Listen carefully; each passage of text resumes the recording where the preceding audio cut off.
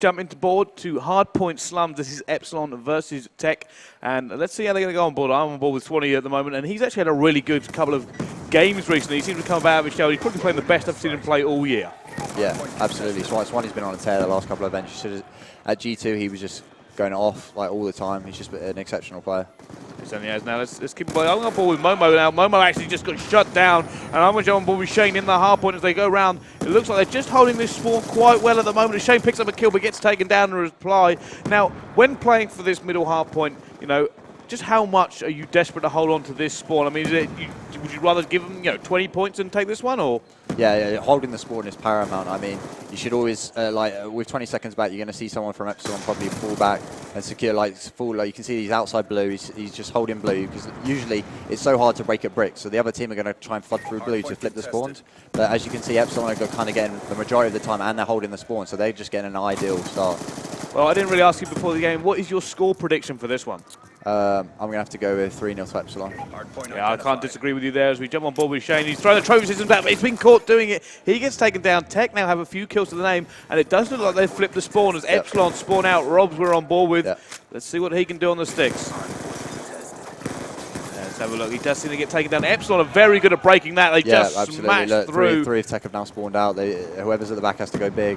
So what do you think TEC did wrong there? How come were they just not able to match the slaying power? They didn't make the kills. All of Epsilon, I mean, one of them was at police car, but the other three were pushing mid, and like TEC didn't make any kills, and they were subsequently, because of the guy at police car was blocking the spawns, they all spawned out, and then it was just a numbers advantage. They got team shot, and obviously Epsilon are able to pick up the majority of the time. Now, obviously, it varies hard point to hard point as it goes through. But when do you think it's a good time to rotate for this? Because I mean, technically, this is a double anchor point, double spawn point. Yeah.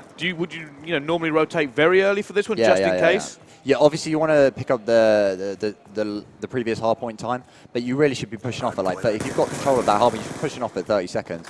Like just push out the spawns, and you just get to garage, and every rotation kill you get is absolutely crucial, particularly the first one, because whoever gets the first kill will spawn back at the old hard point. So if you get any more kills, their teammates are also going to spawn there. So like rotating to garage at like 25 seconds is like ideal. Fair enough. We're jumping on board with TEC Robs at the moment. They are trying to give Epsilon a bit of a fight as he managed to pick up a kill. But Epsilon still holding the spawn, and it doesn't really seem like TEC can get in there. They're just not able to break it. Now, this one is the kind of hard point that, in my mind, you really need the streaks for. Yeah. Oh, absolutely. Like this hard point is horrible to try and break. Like when you've got dominant AR players like Madcat and Swanee just pre-aiming down that street, like you might as well blow yourself up with a grenade at times. It's just literally suicide to even try and push up. You're going to need smokes. You're going to have to use some really good teamwork to try and break it. Obviously, Robs is like an important player. He's trying to block the spawns and stay alive. If his team can make kills up, look, they're all in garage now. They need to, look, but all of Epsilon have spawned in. So if they can make this round of kills and block the spawn, they're going to be in a good position to pick up some time. But Epsilon obviously pick up the first kill there. Yeah, actually great play by Robs. He actually managed to pull 3 Epsilon players towards him, giving his chance to team a chance to kind of flood in, and he's still alive at the moment. He's on a 4 streak, so we're still on the sticks with Rob. He does eventually drop, as it does seem like Epsilon might gain the upper hand now. Yeah, I mean, Epsilon have had the spawn the whole game. Like TEC, like every time the opponents have the spawn, every gunfight you engage in, you're at a disadvantage because they can anticipate where you're coming from. Rob, we stayed on board with him, and he has actually just taken that by himself. But look at his position, and he's going to get taken down fairly quickly. I'm going to jump on board with Swanee. He's on a 4 streak now. What do you think of Swanee this event? Yeah, so Swanee's going to try and push through blue here. He's just literally just going to try and push through and get flip the spawns for his team.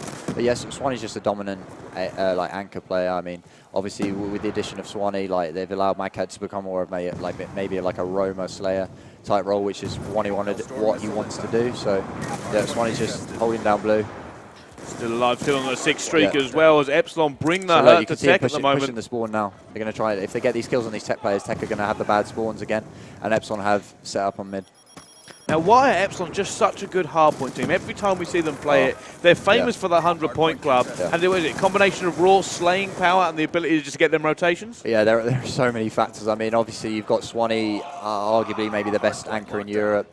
You've got Jerd on hardpoint is like, hardpoint was made for that boy. I mean, he's just he's got an ability to stay alive in hardpoints and pick up clutch kills like nobody else in the world. And obviously with the AR, like Madcat just pure slaying ability, and then Shane just kind of like he's just a smart player again. And so they're just an awesome hardpoint team. Speak of the man, and he shall appear. And Jerd is on a 4 streak at the moment. Shane picks up 2 in the middle as well. And Epsilon once again have the rotation. This is 190 to 31. This is a whooping like you wouldn't believe. Yep. This could be a 50-point club job here. I mean, Tech have not. I can't pinpoint one time where they've had the spawn. No, I don't think they have. I mean, they briefly flipped it when they come to this spawn last time, but now Jerd is on streaks. He's on 5. Swanee is also on 5 as Jerd picks up another. Can anybody shut this man down? He eventually drops, and it does seem like now Tech, for the first time really in the game, have a chance to get some serious points on the board. Yep. I mean, it's going to be a tough ask coming back from this deficit, but they need to pick up all this time, and then they literally need full 120 on the next 2 hard points.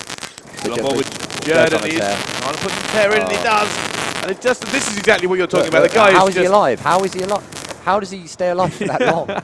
That's why they call him Mr. Does What He Wants. But there we go. You know what Jerd really did there is he forced Tech to deal with him for the early rotation, so which means they have nothing. They weren't able to rotate as quickly as they wanted because he was such a big distraction.